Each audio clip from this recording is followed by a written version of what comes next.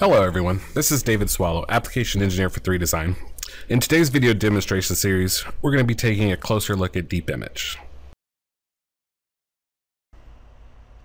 To get started, I've loaded up my ring here in 3DESIGN, and to render in DeepImage, we simply select the objects. I've grouped these together just to make selecting easier. They don't have to be grouped. When you open DeepImage by just clicking the icon, it's going to ask if you want to group them based on material. So whatever materials you've chosen in 3DESIGN will determine how they're grouped in DeepImage if you click yes. So in this example, if we want all of our diamonds to remain the same color diamond, we'll hit yes, it's going to group those automatically. If we hit no, each one of these will be individual and we'll have to set a material for each one when we're in DeepImage. So this time I'm going to go ahead and hit yes. This will load the object into DeepImage automatically. And we'll take a look at the options we have. We'll start with the layout of the screen. If we go to the layout menu in the top bar here, we have sparse and full. Sparse is what you'll see when you first get the program. If you switch to full, this gives us some extra buttons down the side of the screen for helping with navigation and starting the renderings. Another change you might want to make is in our library, you'll see that it's set up in folders. And to navigate, you have to kind of click through the folders, jump around, go up and down the levels. A little confusing. If you want to see the entire folder system, pull this little bar from the right side. That will give you the entire list of materials. You can jump around by just clicking on the names here. Okay. You can also change the sizes of your icons in the library by just using the slider here on top of the library. So pretty much it for the layout. We'll be talking about all these little buttons we can push as we go. So we'll start with the library and we'll put some materials on here. So you'll see that the materials from 3DESIGN come in as basic shading. So our diamonds are not really showing. They're there, but because they have a clear material, we can't see them yet. If you ever want to see in the model view, you can switch from preview to model view here at the top, and you can see a wireframe, so you can see what's going on there. Okay, to do the material, we'll go back to the preview viewer, and we select the material. So right now I'm in the precious metals. Let's do a white gold. So I'll pick the white gold I want. You'll notice there's multiples of each one. They're just different versions of the same colors. So we have 3 different shades of white, 3 different shades of yellow, etc. Some are darker, some are lighter. You can play around with the ones you like. I'll go with the medium one for white gold, and you just drop it right onto the object where you want that metal to go. Okay. For the stones, we'll do the same thing. We'll go over here to our navigation and click on stones, find the color we want. Again, we have 3 choices of diamonds, one with a little bit of a bluer tint, one with a more of a clear, and one in the middle. So again, pick the one you like and you just drop it right where those stones are. That'll color in all the stones the same color because we used that grouping at the beginning. Alright, so that's it for the ring and the stones.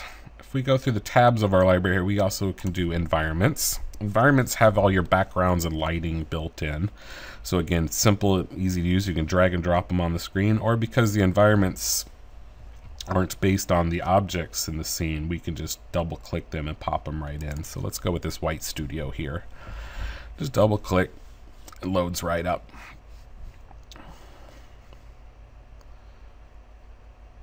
Okay. We also have props. Bunch of different jewelry related props, some hands and wine glasses, boxes, etc. You'll notice we have 2 jewelry boxes in here. One is for animation. This one here on the right side of my screen has the kind of closing lid. That automatically animates if you're doing an animated scene. We're doing a static scene, so I'm going to use the ring box open here. And again, we just drag that onto the scene. It's going to automatically locate the ring to the correct position in the box. So again, that's all built in. Now, if you want to move things around, for example, you want to change how it's sitting in the box, you can do so by switching to model view. And if we right click our objects They will stay grouped together. You can't move them separately from each other, but we can move them as a group. And we have our move, rotate, and scale tool by right-clicking. So if I use the move tool, we get kind of a familiar transform where you can move them in 3 axes, or we have the little dots in the middle where we can move them in 2 axes at once, etc.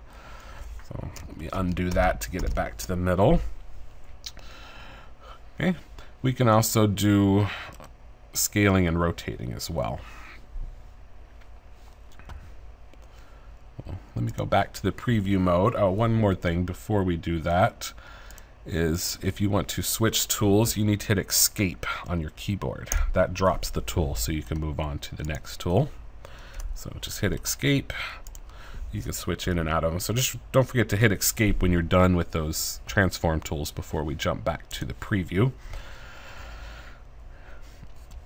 And we'll go ahead and get this lined up for rendering. And to do that, we'll use our navigation buttons, or if we're in the first button here, the select button, the controls on your mouse work just like in 3DESIGN. So right click is a rotate, middle mouse button to zoom in and out. And if you want to pan, it's a right and middle mouse button click together. So you can pan around the screen. Okay. You can also switch to the navigation buttons here. We have rotate, zoom, rotate, pan, and zoom.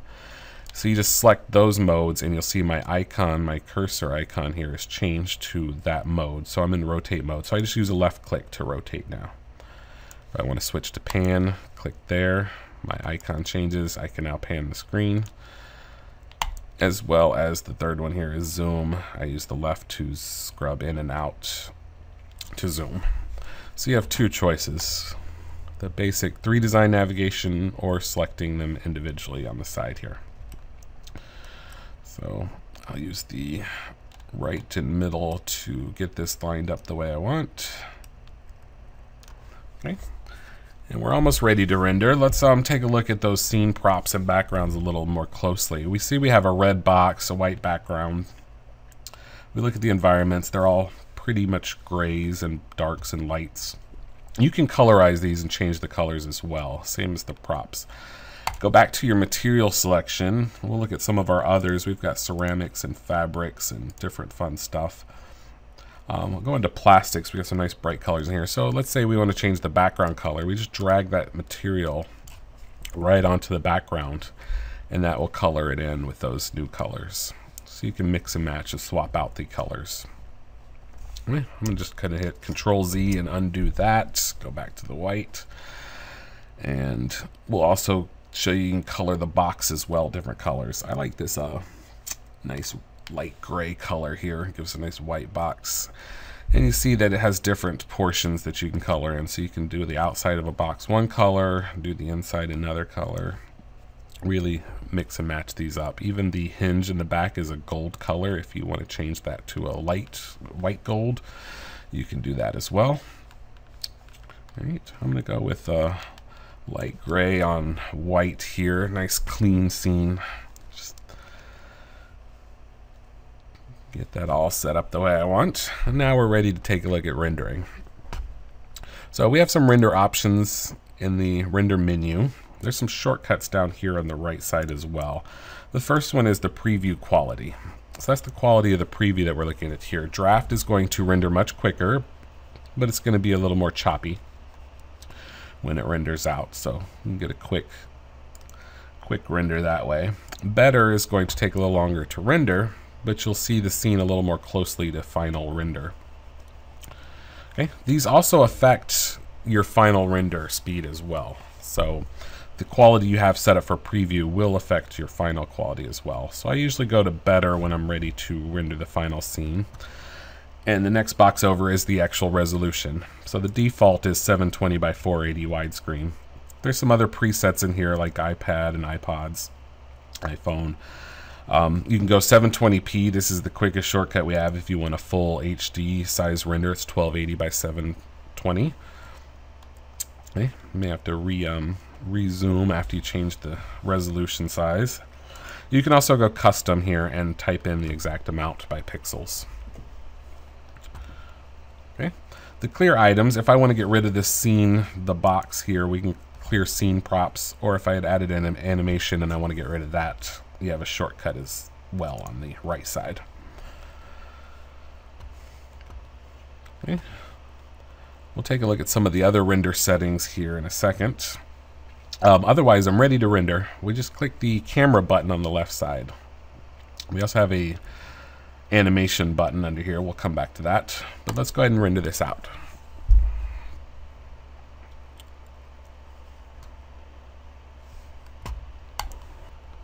So through the magic of video editing, we have our scene all rendered out.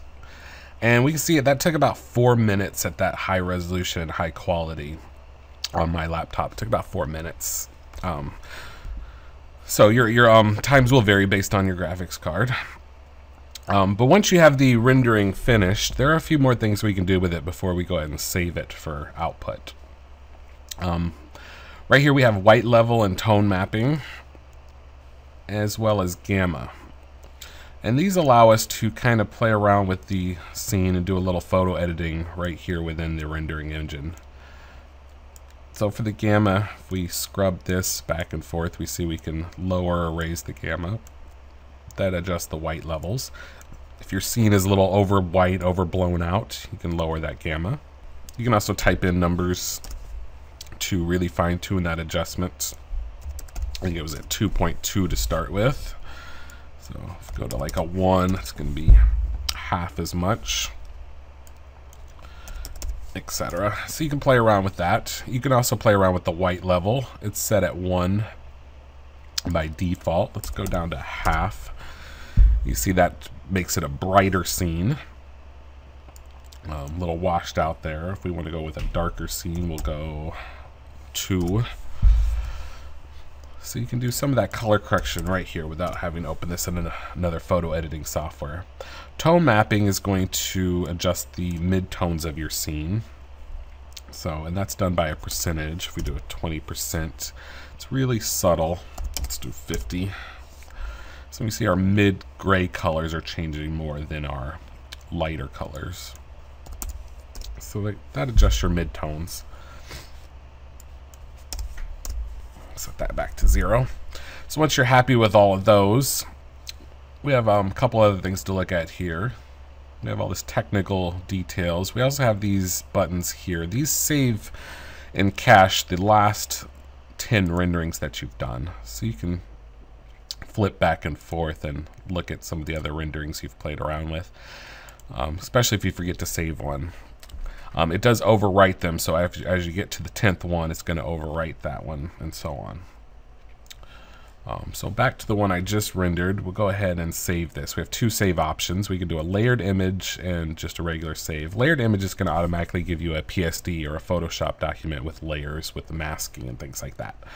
Nice little feature. For regular output, if we're going to web or print or whatever, we're going to click Save Image.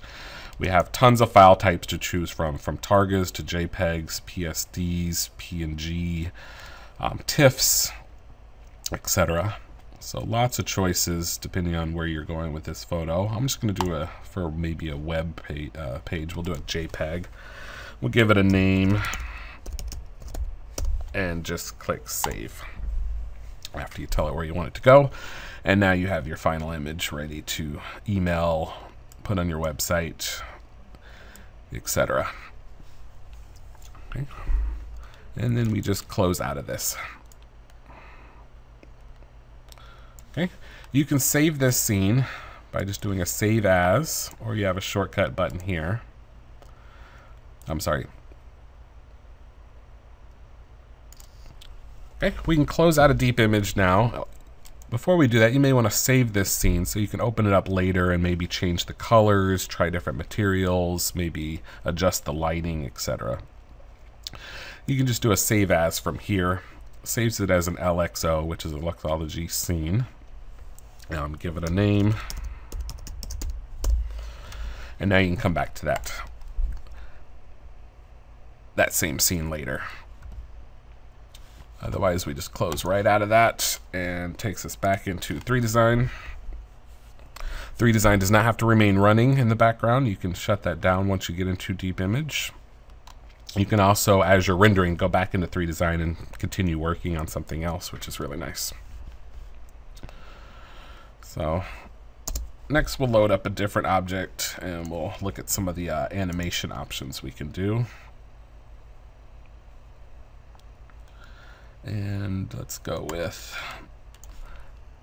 this set of rings here.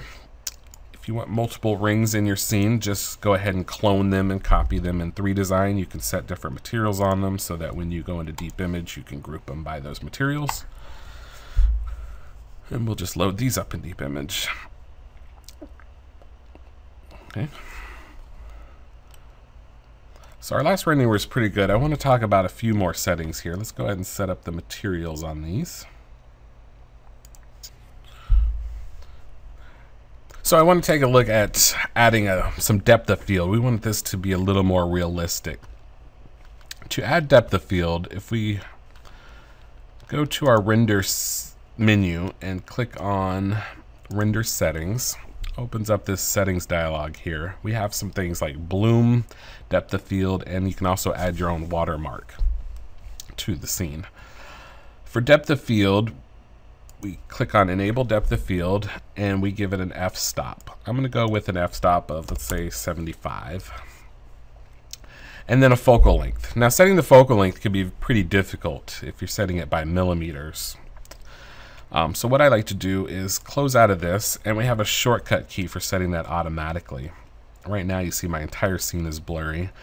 I'm going to reset that focal length to my ring here in the foreground so that the blur happens in the background, this stays clear up front. And to do that automatically, you just point at the section. So I'm going to point at the front of this ring, hit Control F on your keyboard. That resets the focal length. And now we should have a better depth of field when we render this out. So let's go ahead and render this and take a look at how that looks.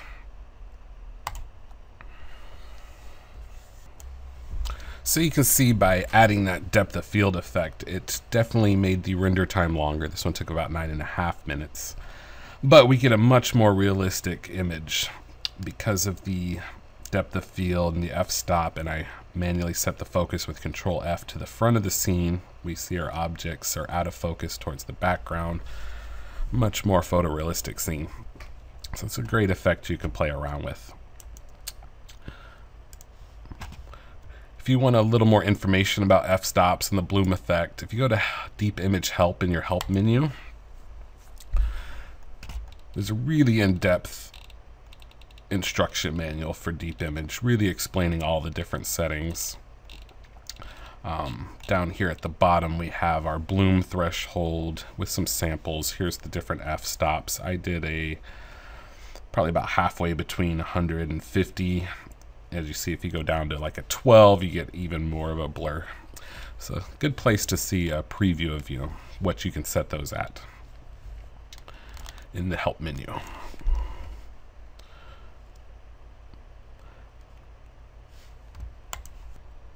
So I've set up this next scene so we can set up an animation. The first thing I want to do after I've got all my materials loaded, I'm going to go ahead and we're going to use this ring box with the animation built in. So I'm going to drag that onto the scene. And you'll see we get this closed jewelry box. Now, if you want, you can preview the animation by going into Model View with the Ray GL turned off. And you can actually hit the play button here and get a nice preview of that animation. Okay, we'll stop that. And scrub our timeline back to the beginning. You can also scrub through the timeline. We get a nice cleaner animation that way, so you can see how it's set up.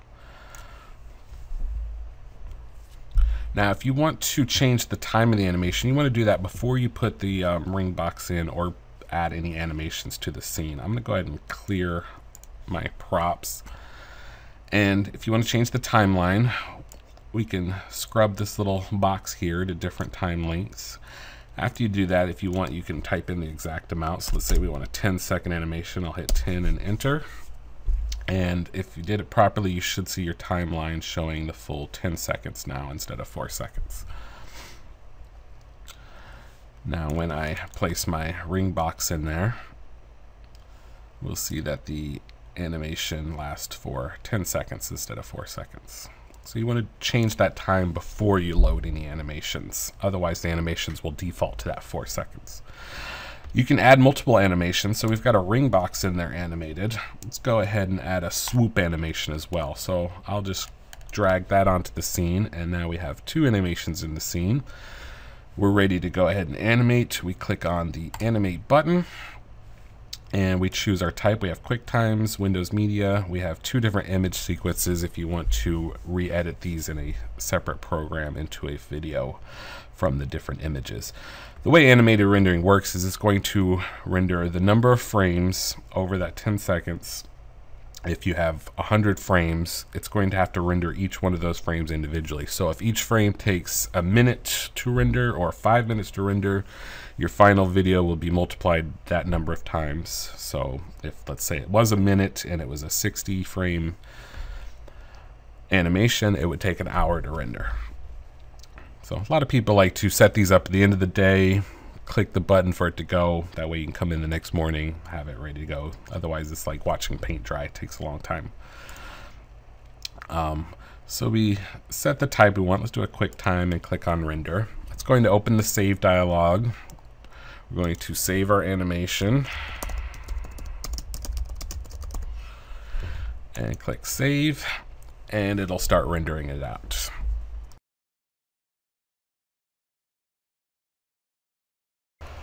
So there's our final animation. That took about 3 hours to record on that one. So it does take some time.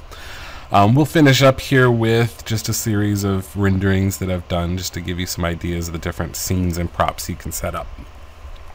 Hope you've enjoyed this video. We'll see you next time on our video demonstration series.